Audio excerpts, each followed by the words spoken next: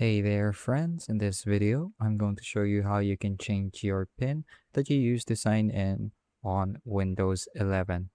So it's really quick and easy. To get started, go to your start menu and type in settings.